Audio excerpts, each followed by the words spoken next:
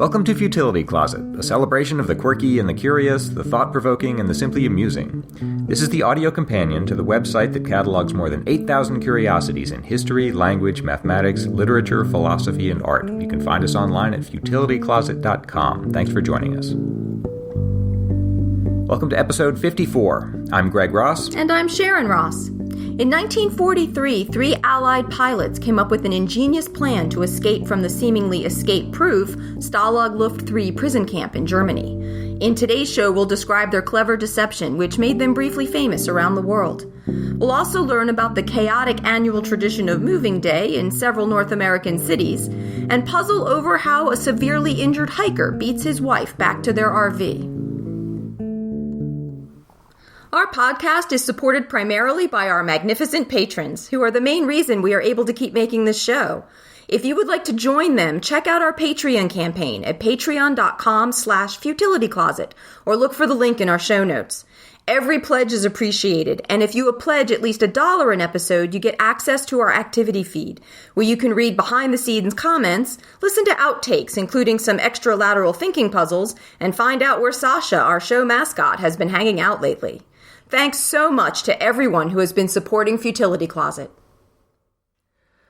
This is the story of an escape from a German POW camp in 1943 by 3 RAF pilots, 3 British prisoners of war in a German camp called Stalag Luft III.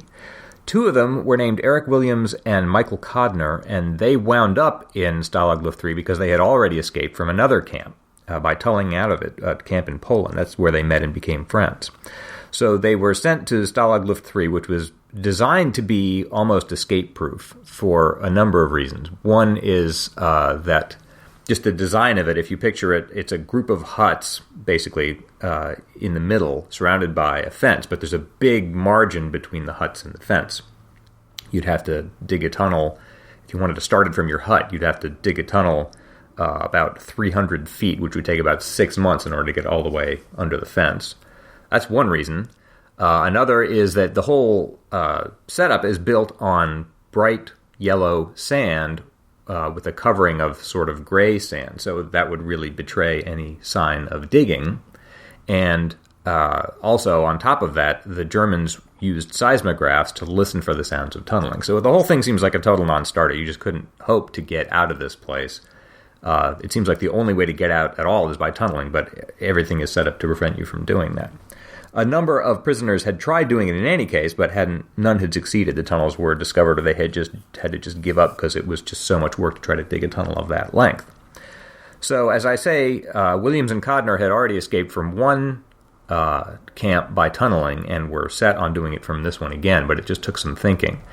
And one day they were walking through this yard and just talking about it, and I thought, it seems like what you need to get out of here is to start your tunnel much closer to the fence. But that would mean starting it out in the yard, which is like a billiard table. It's just this featureless exercise yard. And every inch of it is in full view of the guards, so if you started digging, it would be immediately clear what you were doing. And even if you started that much closer to the fence, it would still take months to complete a tunnel that was long enough to get all the way out from the camp.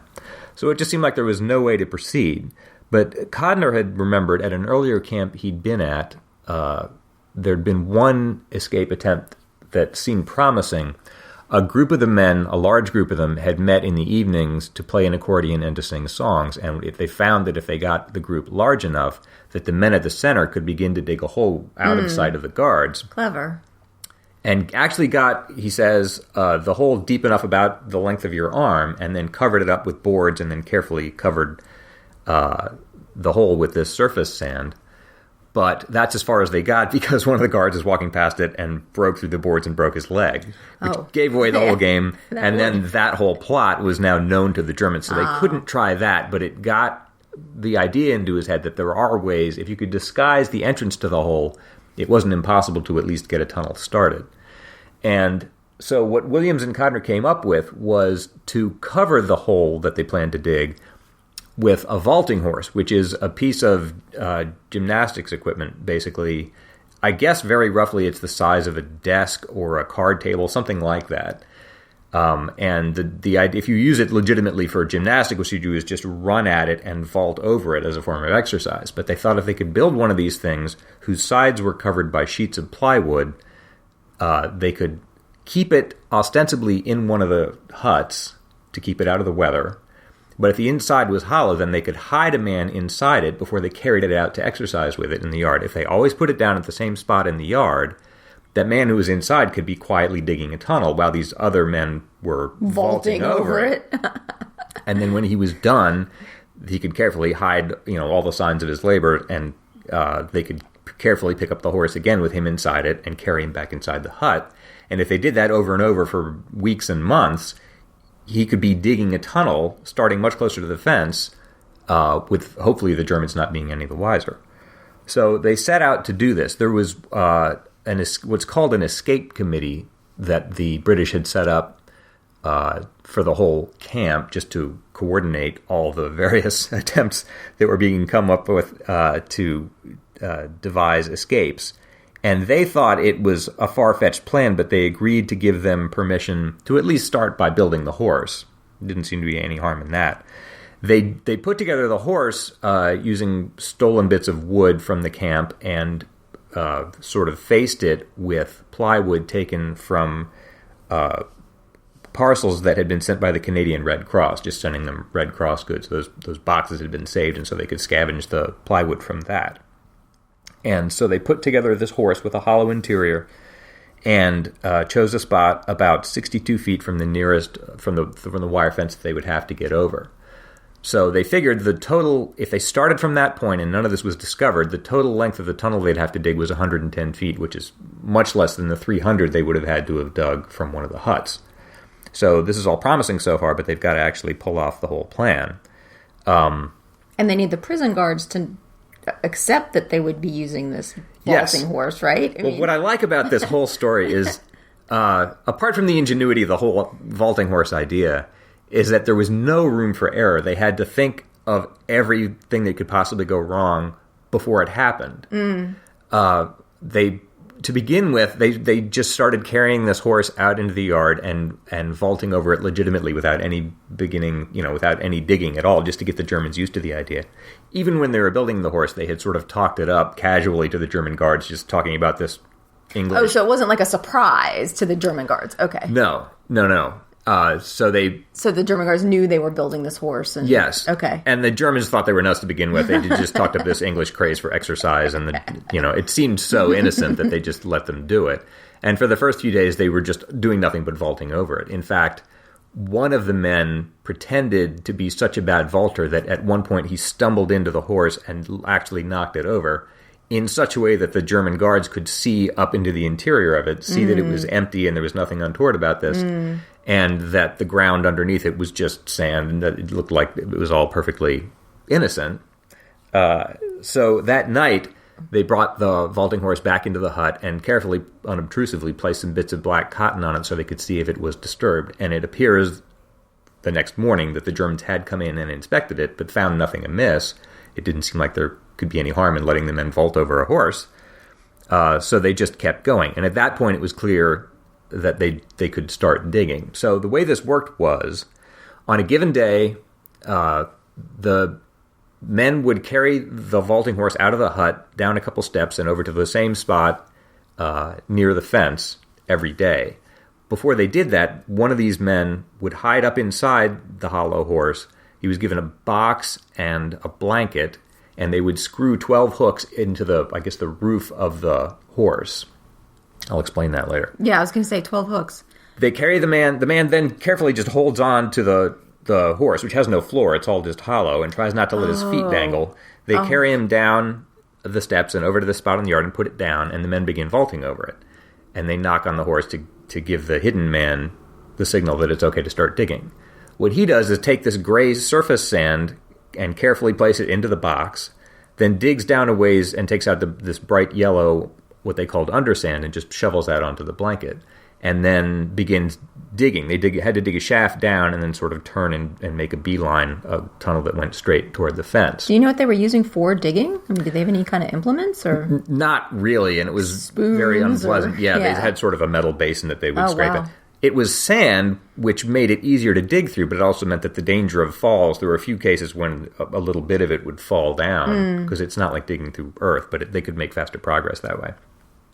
Anyway, the first thing they did was build sort of a trap door just a little bit down from the surface where they would place 3 boards just to give it a sort of a really firm surface if anyone walked on it. Right. And then would just start digging. They'd collect the sand in bags that had been made of the bottoms of trouser legs that had been donated by various soldiers. So they dig until they had 12 of these bags put together, and then tie those off and suspend them from the hooks they had put into the roof of the vaulting horse. When they had the hooks. And then he'd climb back up out of the shaft, put these 3 boards in place, put a few sandbags on there, took the yellow sand from the blanket and put that on top of the sandbags, and then carefully poured the gray surface sand from his box on the very top and kind of smoothed it out with it so there wouldn't be any footprints. So there was no sign that any work had been done at all. And when he was done with all this, it took a couple hours, he would knock quietly on the horse so that the man who was sort of superintending all this vaulting from the outside would know that he was ready, and then he'd sort of cling to the inside of the horse, and they'd lift up the whole thing and carry him back into the hut. Once it was in the hut, they would unscrew these hooks and dispose of the sand however they could. They put some of it up in the roof, some of it down under the hut. They'd put some in the latrines. I mean, however you could get rid of 12 bags of sand every day, they found a way to do that, and the Germans never discovered it. As I say, what I like about this is the forethought they had to give in to everything. For instance, if rain was forecast, they couldn't do any digging, because if there were a sudden downpour, it takes the guy in the hole about 10 or 20 minutes just to undo everything and get ready to go. And to give him cover, the men would have to keep vaulting for 20 minutes in the pouring rain, which would just give away the whole game. So when rain was forecast, they would carry the thing out and just vault over it, but they wouldn't do any digging. But see, that's what I mean. They had to think of that in advance. Yeah.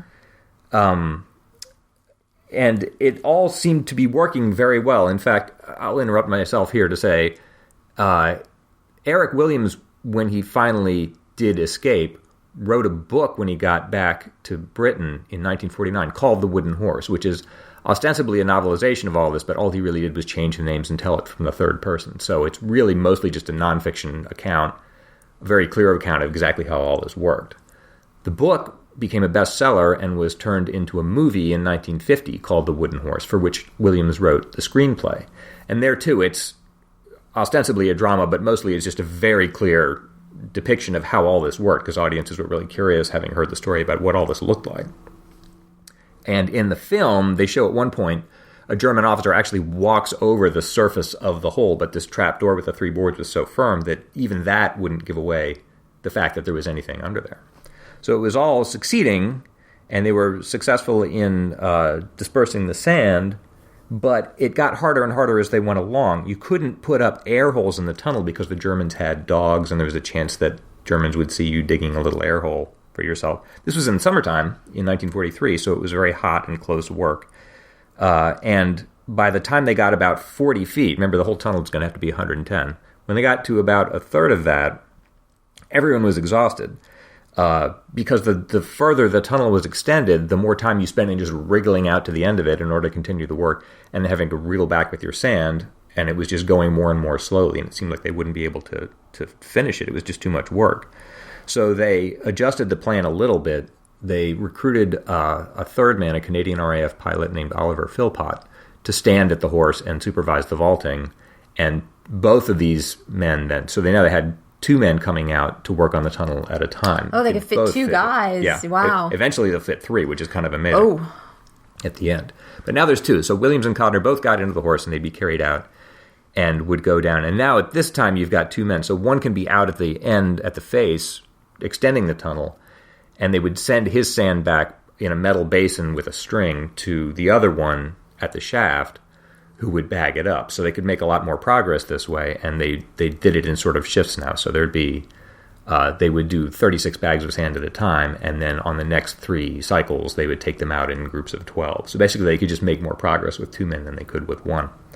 And that seemed to be working very well, and just in time as it happens, because they were running out of time. Their plan was, when they finally did break out, that they would escape Germany by rail, posing as workers, French workmen. And the only railway timetable they had ended in October. So they had to have this whole project done by the end of October, or they wouldn't be able to ride the rails. They wouldn't know where they were going. And they came very close indeed. It was October 29th by the time they finished the thing. So they only had a couple days left. Happily, October 29th, there was no moon, so it was a good night to break out. So the way the final escape worked, Oliver, Philpot, and Codner were carried in the horse out there. Codner they'd come up with these sort of fake workman's clothing so they could pass through Germany without looking obtrusive. And over that, they had some Red Cross underclothing that they had dyed black so they could hopefully not be visible to the German guards as they were actually escaping through the forest.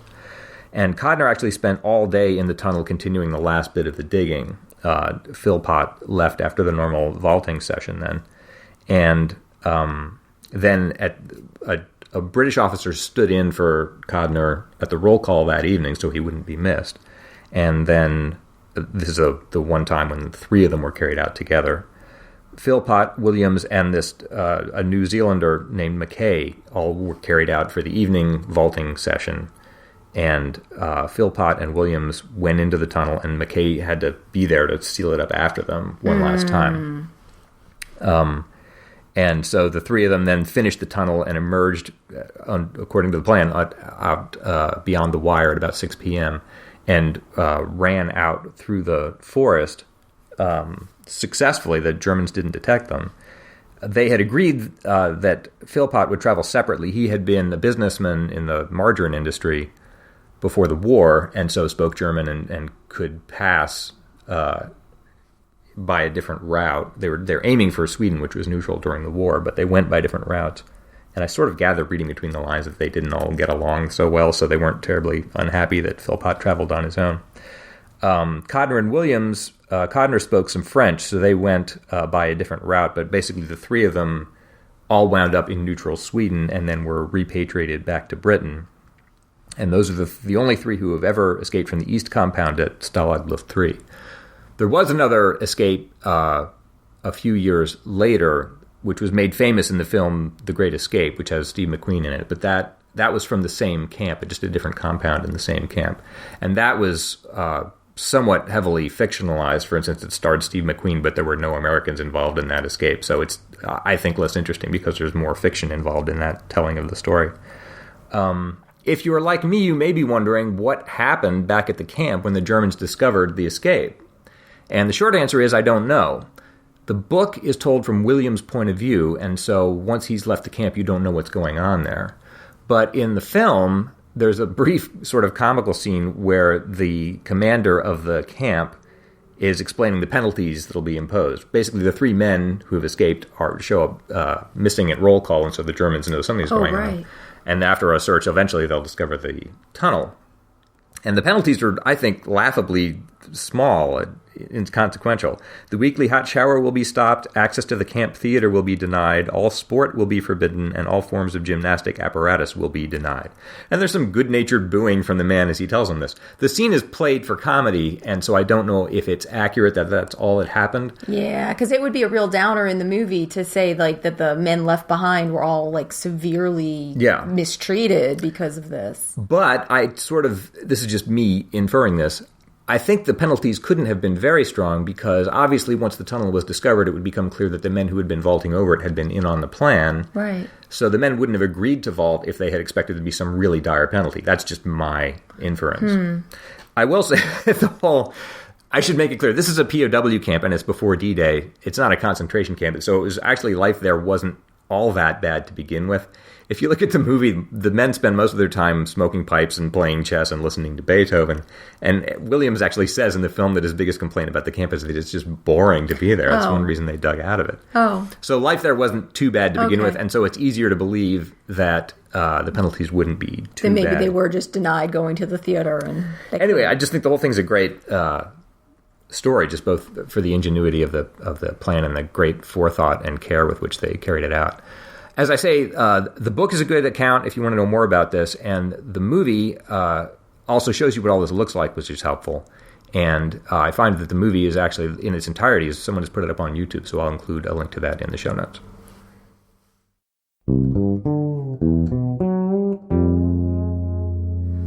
I've always been interested in learning, and I find I learn best when I can choose a topic that genuinely interests me and I can pursue it in my own way. That's why I was glad the Great Courses wanted to be a sponsor of our show. I used to listen to their courses before they even signed up with us. The Great Courses are engaging audio and video lectures taught by top professors and experts, and they're available in a whole variety of media. You can listen to them on CDs, watch them on DVDs, or through downloading or their app. So you can learn something new however it works best for you, at home, on your commute, or while you're working out. We're currently watching their lecture series, The World Was Never the Same, Events That Changed History. Each lecture takes a detailed look at a landmark event in human civilization, what led up to it, how it unfolded, and what the consequences were. So you can check out this course and learn how a French chemist named Louis Pasteur was able to save a young boy from a horrible death based on his work with silkworms and sheep, and how a Birmingham minister named Martin Luther King Jr. struggled to awaken the conscience of a nation. The Great Courses offers more than 500 courses on many topics, including history, science, and philosophy, as well as self-improvement subjects like investing, cooking, and photography. They're celebrating their 25th anniversary, and they have a special offer for Futility Closet listeners. You can order from 8 of their best-selling courses, including The World Was Never the Same, at up to 80% off the original price. This is a limited-time offer, so check it out today. Go to thegreatcourses.com/closet to check out the special introductory offer for our listeners. That's thegreatcourses.com/closet, or see the link in our show notes.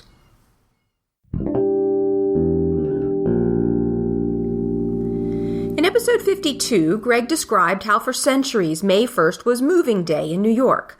Most leases expired on that day, and so many tenants were all trying to move at the same time, creating quite a lot of chaos and turmoil. Several listeners wrote in to let us know that other locations still have a similar moving day. A few listeners told us that July 1st is moving day in Montreal and actually all of Quebec. Dave Johnston sent in a link to a New York Times article from July 1st, 2013 on moving day in Montreal, which explains that most residential leases there begin on July 1st, and because renting is much more popular than owning, July 1st has basically become moving day for much of Montreal's population. By the city's own estimates, about 115,000 of Montreal's residents relocate every July. The Wikipedia page on Quebec's moving day states that according to a government-owned public utility, more than 700,000 Quebec households moved in 2009. That's a lot. Quebec's moving day tradition began with the French colonial government when landlords were forbidden from evicting tenant farmers before the winter snows had melted, and moving day was eventually set into law for May 1st. In 1973, Quebec changed the date to July 1st so as not to disrupt the school year for children and to coincide with a national holiday so that workers wouldn't have to lose a day of work. Currently, it's more a tradition than a law, as the 1973 law repealed the requirement that leases had to have a fixed 12-month term, but in actuality, most of them still do.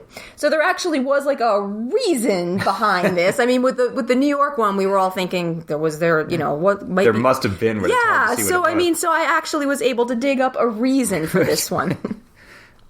Jean-Philippe Warren, a sociologist at Concordia University, says the factors behind moving day are more complex than just stubbornness. He says that while Quebec's renters move far more often than most Canadians, they generally don't leave their neighborhoods. Some might only move from one side of the street to the other, and it's just more convenient to make all the apartment swaps on the same day. Warren said, they are constantly on the move, but they don't go anywhere. But regardless of how far they do or don't go, in Montreal there are many challenges for movers, including the many narrow streets in the city. And also most staircases are on the outside of buildings with cramped and winding steps that are open to the wind and rain. Unlike apartments in the rest of Canada, the ones in Montreal rarely come with kitchen appliances, so movers have to bring their own. Which I guess would mean you'd be lugging refrigerators and stoves up cramped and winding steps in the rain. Wow. Moving and truck rental companies double or triple their rates on moving day and still can't meet the demand, which has been prompting novel solutions in Montreal, such as bicycle-powered trailers, just to try to make it all work. Everyone who wrote in about Quebec's moving day noted that July 1st is the national holiday of Canada Day. And I mentioned some other reasons that this date was chosen for moving day, but some still see a more political significance in it. Marie Claire, who lives in Toronto, wrote to say, as a francophone living outside of Quebec and therefore curiously able to see and hear both sides of the English-French duality of our country, I've always interpreted the fact that the city imposes this chaos on Canada Day as a not-so-subtle pushback to the historically Anglophone ruling class. The Quebecois, after all, have their own provincial holiday, Saint Jean-Baptiste, on June 24, that is of far greater significance to them than the Canadian national holiday that everyone just looks upon as a day off work. In addition to Quebec's Moving Day, we learned from our listeners about Moving Day still in practice in the United States. Dana Gerber-Margie wrote in to say, I just listened to the podcast about New York Moving Day and can tell you firsthand a little bit what it's like. Madison, Wisconsin doesn't have the millions of residents that New York City had when Moving Day was May 1st, but we do have a pretty awful time of it around August 15th.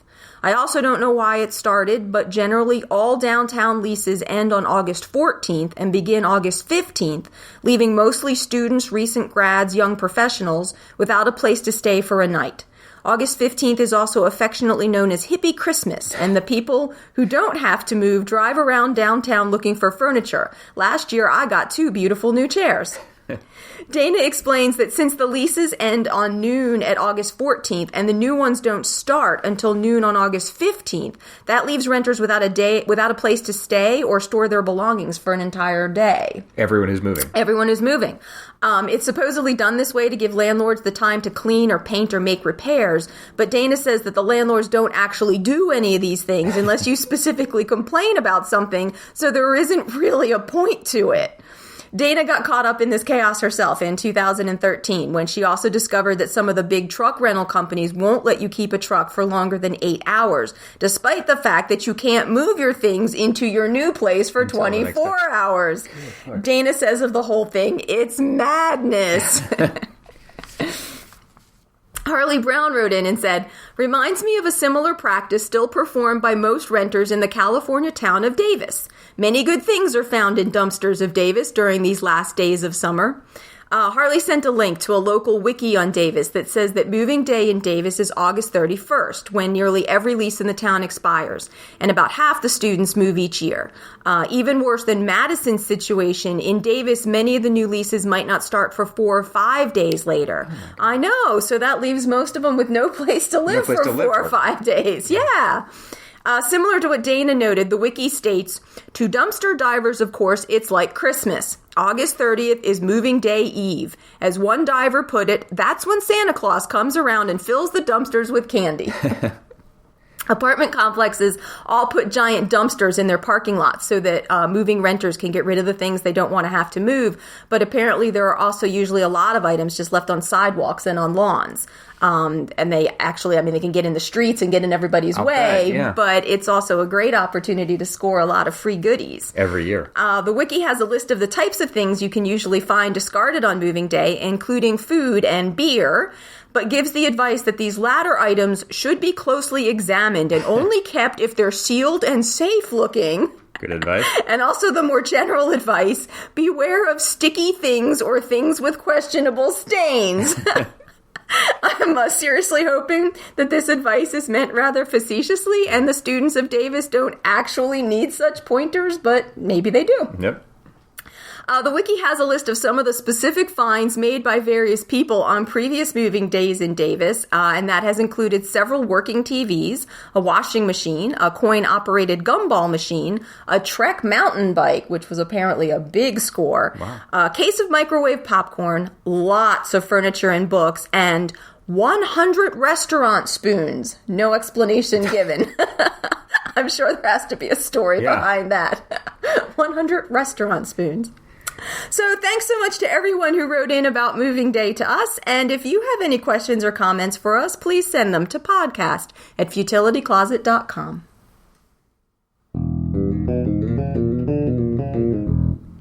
This week, Greg's going to be trying to solve a lateral thinking puzzle as I give him a puzzling scenario and he has to try to puzzle it out using only yes or no questions. Are you ready? The nice thing about these is there's no way to prepare, so you just, yes, I'm as ready as I'm ever going to be. Ready as you're going to get. Okay.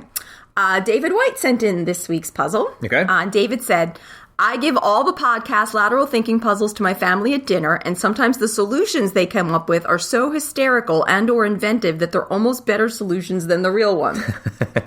So this is the puzzle that David sent us that was based on a really creative solution to another puzzle that was given by his 10-year-old daughter, Catherine. Right. Catherine came up with such a good solution that they decided they had to create a puzzle just to use it. So this is that puzzle. Okay. A husband and wife take their RV on a camping trip and start out one morning on a day-long hike. A few hours into the hike, however, the man falls and severely injures his leg, making it almost impossible for him to walk. Okay. He decides to sit and wait while his wife returns to the campsite to get help. The wife hikes back and arrives at her RV several hours later. She opens the door and steps inside, only to discover her husband already there, lying in the bed, dead. What happened? Yes, everybody has to die in lateral thinking puzzles. It's very sad. This is great. No matter what happens from here on, this is already a classic puzzle. All right. I have to ask, did this really happen? No, they invented it, remember? These are all human beings? They're all human beings. Is the specific location important? It must be. Yes. Okay. So this happened at some, like the geographic. Sure. Okay. All right. Are the kids involved? I mean, could this have happened with just the two of them, if it was just a man and his wife? There were no kids. Oh. You're confusing David's kid. So it was just two people. It's just a husband and a wife. They both go hiking together. Yes. They hike for some distance. Yes. He injures himself in some way that immobilizes him. Making it almost impossible for him to walk. He severely injures his leg. Okay. Okay, I'll come back to that. She hikes back by the same route that they came? Yes. And gets back to the RV. There's only one RV involved? Yes. There's no other people involved? No other people involved. Just two people? Yes. Okay. So it seems like the thing to jump on would be how he got back. Can we say then that from wherever he was, the location where he injured himself, yes, which made it almost impossible for him to walk, right, he got somehow from there back to the RV. Okay. Or his body did. Yes. Alive or dead. Yes. Did he walk back? No. Did he get back under his own, I don't want to say power, but he found a way to get back to the RV? That's not correct. Well, that's not how you're phrasing it. That's not correct. All right. He got back to the RV. Did the RV ever move? No. Ooh, good question. Okay. I keep jumping around. That's the difference between you and me, is I jump all over the place. Oh, I jump around too. We said geography is important, so this is a specific actual real location where this... No, not a specific real location. Not like the Grand Canyon or something. Correct, but the geography is important. Okay. Meaning, do you have a particular place in the real world where you're thinking this happened? No.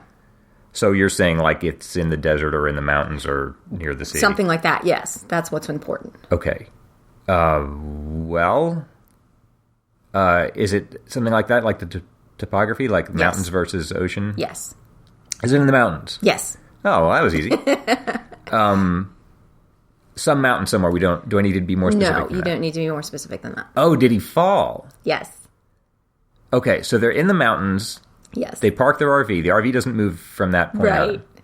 They hike up into the mountains. Right. He injures himself at the top of some cliff or something. Right. And I'm not there yet. So she's got to hike. To get safely back to the RV, she's got to hike laboriously back down the mountain. Right. But he doesn't do that. Right. He falls into the RV, like through the roof into the bed? Yes, that's basically it. That's basically Well, I it. haven't figured out, though, how he... Is there more to it than that? Like, specifically There is, but it's not. I mean, you've got really the gist of it. What they have is that that he was sitting near an overlook waiting for help, but a torrential rainstorm blew in, and he tried to move himself into a more sheltered area, but his injured leg buckled under him, throwing him off balance, so he plummets over the edge of the cliff until he crashed through the roof of his own RV into his own bed. And David said, "This is a morbid story, even by my standards. I will have to keep an eye on my daughter." So thanks so much to Catherine and David. And if you have a puzzle you'd like to send us, please send it to podcast@futilitycloset.com. That wraps up another episode for us. If you're looking for more Futility Closet, you can check out our books on Amazon, follow us on Twitter or Facebook, or visit the website at futilitycloset.com, where you can sample over 8,000 fascinating tidbits. At the website, you can also see the show notes for the podcast and listen to previous episodes. Just click Podcast in the sidebar.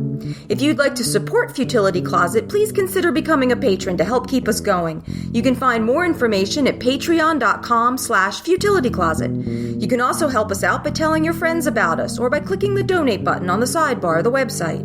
If you have any questions or comments about the show, you can reach us by email at podcast@futilitycloset.com. Our music was written and produced by Doug Ross. Thanks for listening, and we'll talk to you next week.